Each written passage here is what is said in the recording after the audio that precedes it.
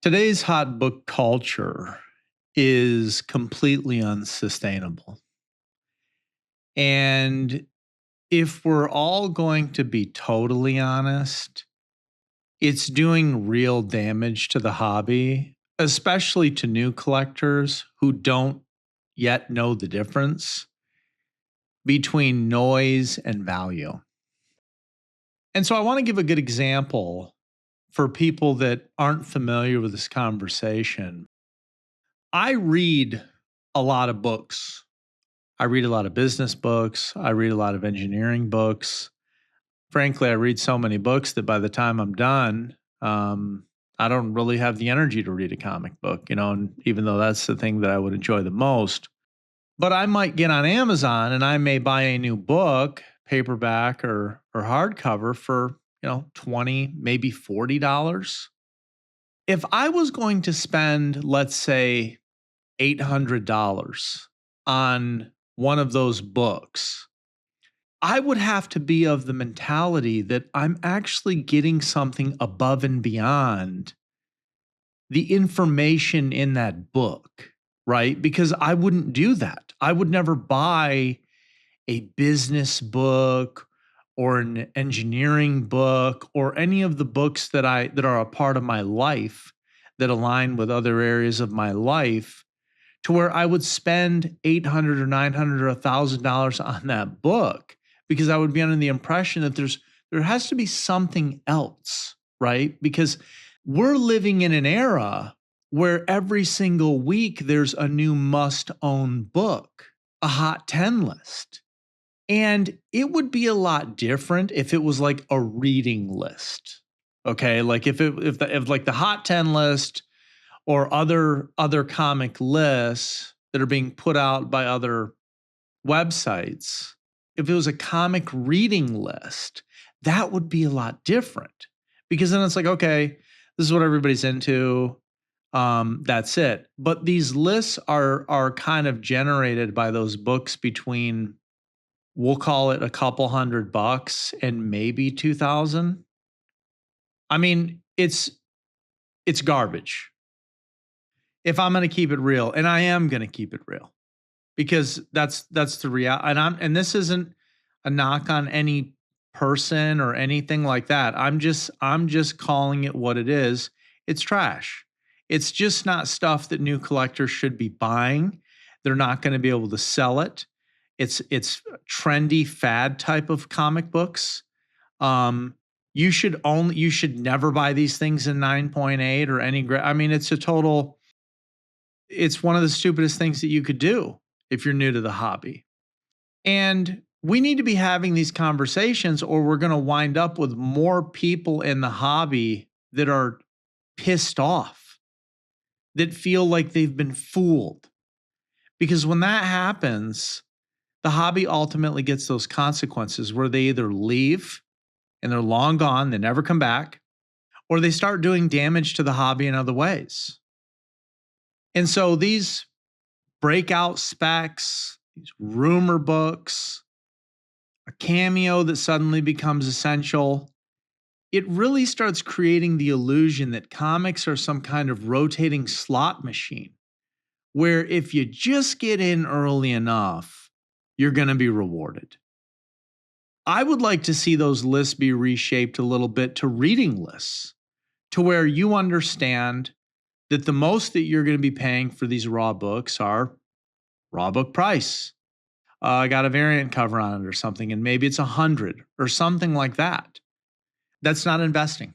You're not going to get any returns out of that. That's gambling, but with better artwork. And so the uncomfortable truth is this: hot books are not a foundation for anything. They're not reliable. They're not repeatable. And they are absolutely not how wealth is built in this hobby or in any hobby. I read a book one time in my investing career, in my real estate investing career. One of the best books that I ever read in my life was The Little Book of Common Sense Investing, and it was by John Bogle. And if you don't know who John Bogle is, John Bogle was the inventor of the Vanguard Group, and he basically invented the index fund, the mutual fund. And the book his whole shtick was about the average American should not be getting into the stock market. They shouldn't be doing anything strange.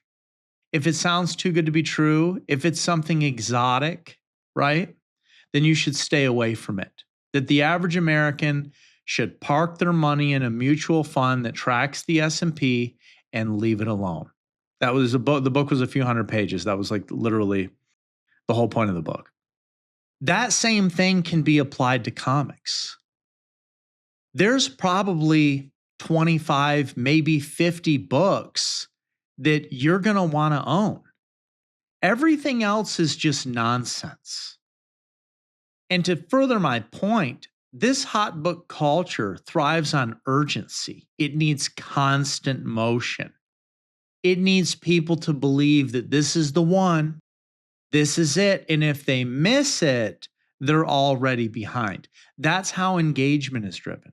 That's how clicks are generated. That's how some of these channels grow. But none of that has anything to do with long-term value, because the minute a book cools off, and they always do, even the blue chip keys cool off, the attention moves on.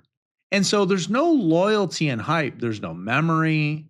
Last month's can't miss book is this month's forgotten box filler. And here's the part that doesn't get said enough. Most people chasing hot books don't actually make any money. They buy late, they overpay, they grade into soft markets, they miss the exit, and then they're left holding something they were told was special, but that no one talks about anymore. And so this really ticks me off. This really unsettles me, because I want new collectors and collectors in general to have good experiences in the hobby. I want them to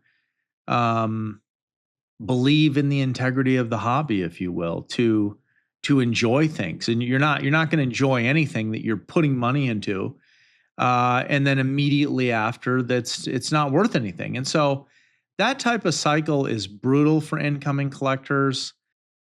I just can't imagine being new to the hobby in this day and age, where you hear nonstop messaging that books are running, that prices are about to explode, that this is the last chance before it's out of reach. And you put your money in because you think you're doing the smart thing, only to find out 6 months later that the hype moved on and the value didn't stick. I mean, that's not education.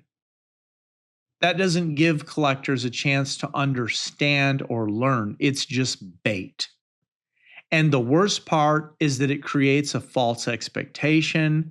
It creates a false narrative in our community and our hobby that comics naturally go up if enough people talk about them. They don't. It's temporary. Value is earned over decades. It creates this narrative in our hobby of scamming and ripping people off. And it just creates a lot of bad energy, bad press, negativity.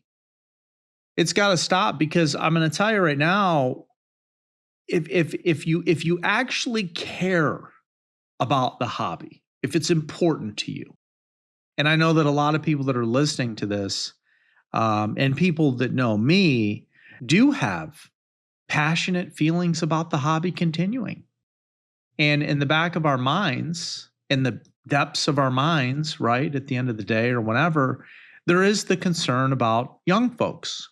And is the hobby going to continue? This seems to be kind of an ongoing conversation within the hobby. This isn't because I'm saying it right now. It's not because it was talked about last year. I'm saying this is an ongoing thing, what I'm talking about right now. And I can tell you that it's not going to continue if that keeps being pushed upon new collectors. That's got to stop. And so that does bring me to the only thing in this hobby that has proven to be a constant, and that's top tier blue chip keys. That includes books like Action 1, Detective Comics 27, Amazing Fantasy 15, Fantastic Four #1, Superman #1, Batman #1. I could go down the list. These books don't need constant hype cycles. They don't need weekly reminders. They don't need influencers telling you why they matter. They matter because history says they matter. These are books that have survived crashes, recessions, speculation bubbles, generational shifts, grading changes. They don't spike overnight. They don't collapse either. They don't rely on rumors or trailers or social media momentum. They are the bedrock of the hobby. And so I always tell new collectors and incoming collectors, if you really want to feel safe about what you're doing and you want a piece of the hobby, you'd be better off putting every buck you could save into one of those type of books instead of buying 1,000 of the books on the Hot 10.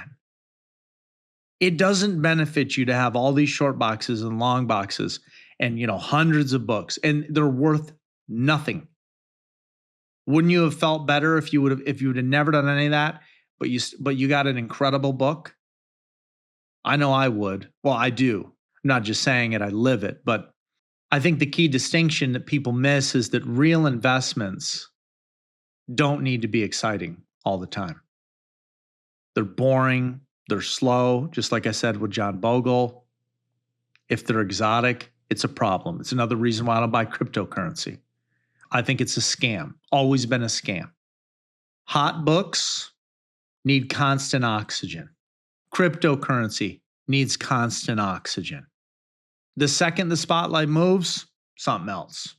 They suffocate. Dog coin, meme coin, whatever.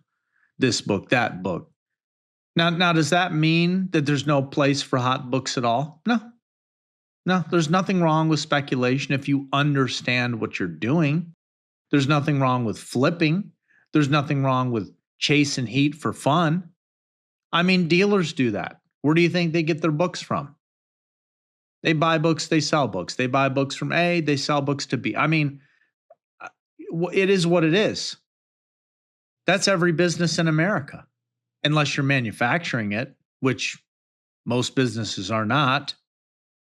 My problem with this is that it's pretending that these books are something that they're not. And so when hot book culture dominates the conversation, it really drowns out perspective because it trains collectors to act instead of think, to chase instead of plan, to buy because everybody else is doing it. Everybody else is buying, not because the book actually deserves long-term capital. And that's why it's unsustainable.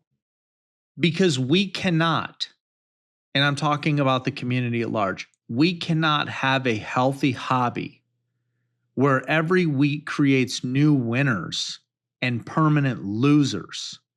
Eventually, they get burned, they leave, and the ecosystem shrinks. Blue chip keys don't do that. They also don't promise fast money. They don't trick you into believing every purchase is a win. They teach patience. They teach selectivity. They teach restraint. The books that I have in my PC, I've had them for years. I will not be selling them. The irony of this is that the people who chase hot books the hardest are often the ones who say blue chips are too expensive. But what's actually expensive is buying 10 hyped books that go nowhere instead of one historically important book that quietly holds its ground. Big difference. Because hot book culture sells excitement, blue chip collecting builds stability. And so if you care about the future of this hobby, if you care about the long game, you have to be honest about that difference because the truth is simple. Hype fades, lists reset, and attention moves on. But history does not. And in comics, history is the only investment that has never needed to be resold every week. And that's the difference between chasing heat and building a slab portfolio.